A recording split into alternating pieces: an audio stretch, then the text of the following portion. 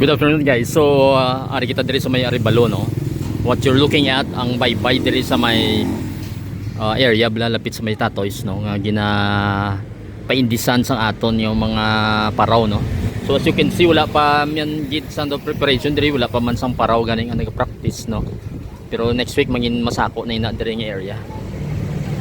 So nagkatulong ko di para makita nyo lang ang venue naton. So makita nyo sa sulunan. Actually may gina-set up na nga sound system kag iba niya gamit, and then ari gani dire ang generator guys, may genset sila dire. Siguro basi preparation kung mag brown out bala. So makita nyo ding Tatoys nga restaurant dire sa Arevalo no. So malakat lang kita dire kadali para makita nyo lang. Gina-set up dire subong kay boss may ang usual nga opening nga sinamba samba sa regata na bla guys ka dance opening nila. So do dire ko no i-held sa hapon. So hindi sa usual nga venue kay usually daw sa downtown sa gina-held either sa may Freedom Grandstand or ang last to nagligad is ang sa may Esplanade 1 sa skate park bala. So dire subong ma-set up sila.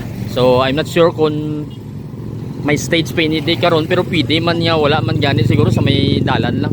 So mangin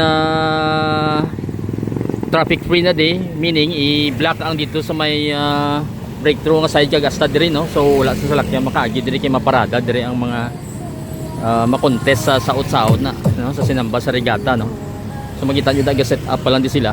So may mga sounds diri nga equipment guro. And then makita nyo da ang main nga Tatoys Blang restaurant no, ara dira. So ara siya no. And then ang mga cottages nila dire, ari man dire, makita nyo dire nga damo na di cottage sila nga sa una daw mga nipa subong GI na no. So meaning sin nang yatop. So nag-set up lang sila dire subong. Malakat-lakat na kita dire. So munang itsura yan dire, munang sitwasyon dire. I think siguro basi stage ini. Hindi ko sure no, pero daw may gina-assemble sila dire. Doon naka-box basi tuntungan man sang kun ano man yung mga ano or mini stage pwede man no. And then ang usual tabla guys sa makita dire nga may sign. Dire na dire usually ginabutang. So sa subong do tarp ginatapik. So siguro malaba ang signage bla. So madamo dire nga i-held kay may mga Letson festival kita. May duathlon. May usual nato nga paraw race no. Kumuning sign dire. So base dire nga side ang kung ibalikan nato base dire nga side ang ilang stage or ang sound system mag situated no. For Sunday kay Saturday subong sang hapon ang parada kuno mahalin dito sa may Plaza Arevalo pakadto dire. So ang ini nga area dire halin sa may breakthrough wala na disang traffic magi no. So wala sa lakyan. So mga ga-join lang sa ila presentation boss among makaagi dire. So may mga cottages naton dire, may mga tao, may mga customer pero wala pa man sing yura gi ko tanaw naton dire sa may baybay nga side. Makita nyo dire guys nga limpyo pa no, wala pa sang naga practice nga paraw no. So hawan pa. So dire din usual nga venue no, medyo high tide pa kadto high tide. Pero kung low tide makalakat ka pakadto dito sa breakthrough area no. Alin dire sa may Tatoys. So makita niyo dire guys. May ara kita sunset karon yung manami, kini karon ng sunset dire. So, makita niyo dire hawan pa lang siya. So bilog na di mangin masako ni na dire for next week sa aton nga paraw regata no. So umulan na, nagtika lang kita dito sa venue. Naglabay kita dito sa may Plaza Arevalo, pero wala man to sang stage kay expect ko kay na nga may stage na para sa boss nga parada no. Pero daw wala pa man. So busy lang sila diri sa buong setup. I'm not sure kung basta melan ko may duathlon pero wala ko kabalo kung saan held no. Try na natin tanawon ang mga schedule bala. Kaya damo ng mga events dito sa Paraw Regata. Sa una may harap pa gani Miss Paraw Regata. Pero subong daw wala na ina no kay gin integrate na sa may Miss Iloilo no. Miss Lilo ta may ara na nag-assign niya mangin na Miss Paraw no.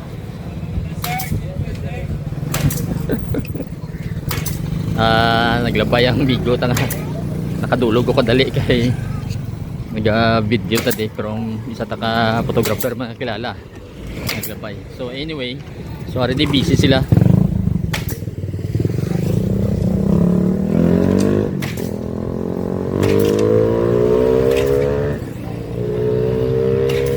So mga equipment nila din na set up nila. So muna na guys, para nga may idea lang kumublas ang venue natin dire para sa buwas. So expect na natin maging masako naman ang syudad sa aton niya oldest niya palumba sang sailboats na to no? Mga mini sailboats na to.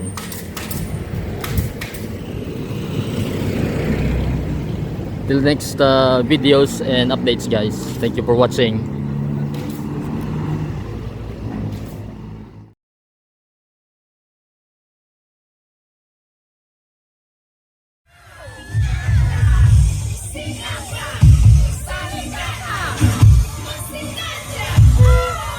Grupo Belines del Mandaluyao, from Mandaluyao National High School.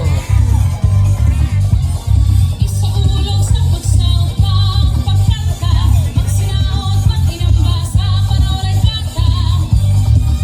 Magsinadya, silang basta regata, sinaot, mag-inamba sa panawaligata. Performer number 2, Grupo del Oeste, from West Visayas State University. Ang aking hawdat pula, badyaw kaglaga-laga, sa dagat sang gugmahaging huyong pagkadto sa isla. Marutong ang may layag sa kayang mga maanyag, para sa bagong kasanag sa panay kagimara sa gabulan. Performer number 3, Grupo Ilonggo de Santa Torres, from Halatone Memorial National High School. Maglamuin niyo patungan akong mga paraw. Isaulog sa pagsangka, pagkanta, magsinaot, mag-inamba sa panawaligata. Magsinadya, sinamba sa regata, sinaot, mag-inamba sa panawaligata. Performer number 4, Grupo Danza Fortesa, from Fort San Pedro National High School.